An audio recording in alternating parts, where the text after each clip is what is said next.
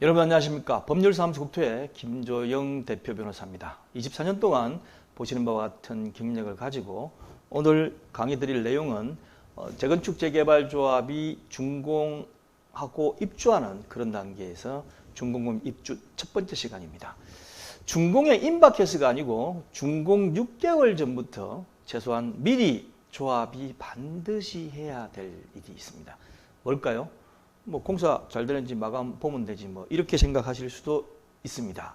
그래서 먼저 준공인가가 중요한 이유에 대해서 설명을 드리고 그 다음에 준공인가에 대한 시공자하고 조합의 입장 차이가 아주 많이 나요. 그게 무엇인지 말씀을 드리겠습니다. 그리고 준공인가를 받고서도 들어가 보니까 잔여 공사를 계속하고 있어. 그럴 경우에 조합은 어떤 손해를 입는가에 대해서도 한번 살펴보겠습니다. 그래서 최종적으로 준공 6개월 전부터 조합이 반드시 해야 될 일에 대해서 저 나름대로 강의를 해드리도록 하겠습니다. 첫 번째, 준공인가가 중요한 이유가 뭘까요? 자, 준공인가라는 게 뭐냐면 인가받은 사업시행계획, 조합이 사업시행계획 수립을 해서 총회를 거쳐가지고 관할관청에 사업시행계획 인가를 받습니다. 그게 보면 각종 설계 도면부터 아주 자세하게 다 들어가 있어요. 그래서 인가받은 사업시행계획 내용대로 공사가 완료가 되면 관할관청에서는 준공인가를 해줍니다. 반드시 해줘야 돼요.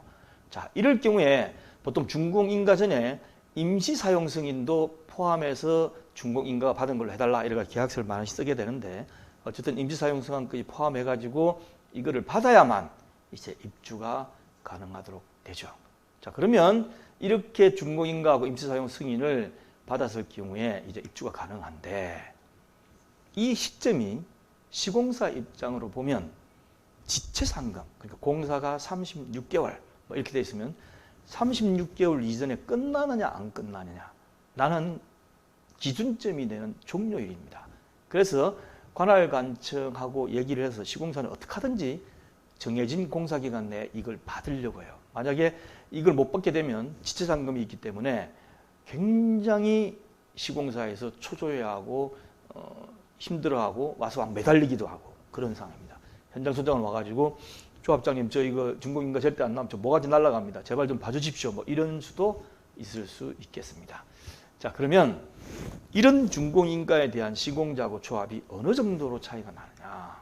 첫 번째, 시공자는 마감공사가 좀 남아있다 하더라도 준공인가 받고 해줄 테니까 빨리 준공인가부터 내달라. 왜냐면 지체상금을 물거든요. 이 지체상금 물면 현장 소장 진짜 목 날라간다 생각하시면 돼요. 그래서 굉장히 준공인가에 대해서 민감합니다. 그런데 조합은 어떻게 되느냐. 공사가 아직 덜 된 상태에서 준공인가를 받게 되면 준공인가를 받은 뒤에도 계속해서 공사를 진행해야 돼요.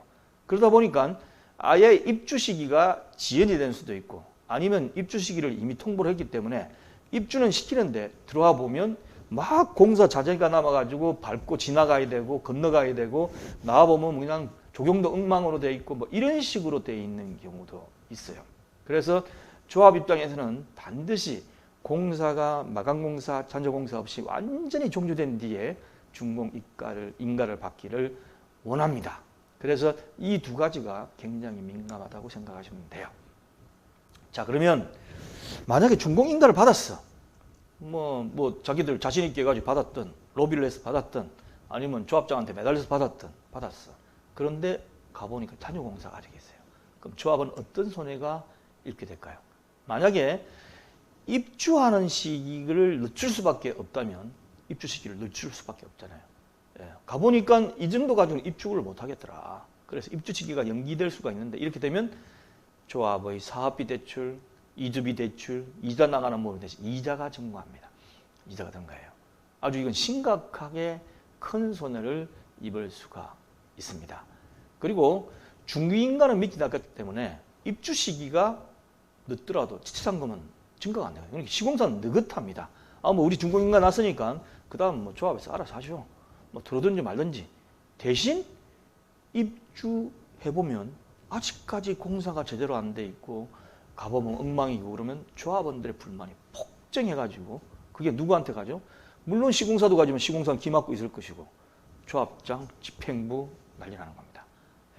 그래서 반드시 준공 6개월 전, 제가 이거 임의로 정한 겁니다. 6개월 전부터 조합이 해야 될 일이 뭐냐.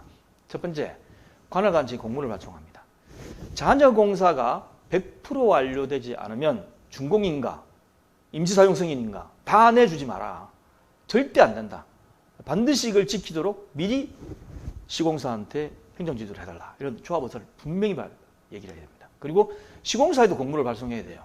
시공사는 그냥 뭐 다른 데서 하던 것처럼 그냥 안일하게 하고 있다가 당하면 그때 가서 난리 나니까, 그러니까 미리 시공사한테 보내가지고 우리는 절대 100%안 하면 너 준공인가 임시사용 승인인가 못 내주니까 꿈도 꾸지 마라 라는 식의 통보를 미리 합니다. 그러고서 이제 지내가지고 중간에 이제 계속 이제 체크를 하겠죠. 조합에서. 준공 예정 1개월 전까지도 공사 완료 예정일에 공사가 완료될 가능성이 없으면 어떻습니까? 다시 관할관청에 시공자한테 공문을 발송해가지고 절대 안 된다라는 내용을 강력히 얘기를 했습니다. 특히 시공자에게는 만약에 니네들가 공사가 완료되지 않았는데 관할관청에 로비해가지고 준공인가를 받을 생각은 죽어도 하지 마라. 그럼 우리가 가만히 안 있겠다. 반드시 공사를 완료해라. 라는 식으로 독촉을 하시는 게 됩니다. 그러고서도 준공인가 넘으면 지체장관 계산해가 정확히 때려버려야 돼요.